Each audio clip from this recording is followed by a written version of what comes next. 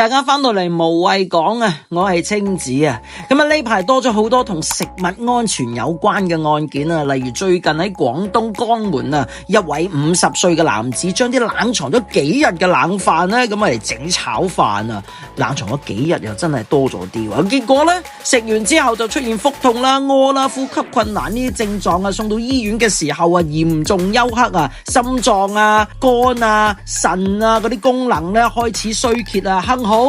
醫護人員搶救之後化險為夷。有專家表示啊，應該就同隔夜飯有關啊，由細到大都耳濡目染話炒飯一定要用隔夜飯。但係有米芝蓮星級大廚四季酒店龍景軒嘅行政總廚阿德哥陳恩德師傅表示話，炒飯唔一定要用隔夜飯嘅。佢知道大家炒飯點解要用隔夜飯，因為想炒到粒粒分明，所以陳師傅就傳授俾我哋一個用新鮮煲好嘅飯去炒飯嘅秘訣。陳師傅話煮飯唔好煮得太過黏，炒飯之前呢，就要先將嗰隻鑊燒紅啊，落油先炒咗蛋先，然後先再加飯。秘訣咧就喺炒飯差唔多炒好嘅時候咧，就加啲水，或者你哋中意加高湯，大概1湯匙左右啦。咁啊，嗰啲飯咧有熱力開始有蒸汽，就會慢慢軟熟噶啦。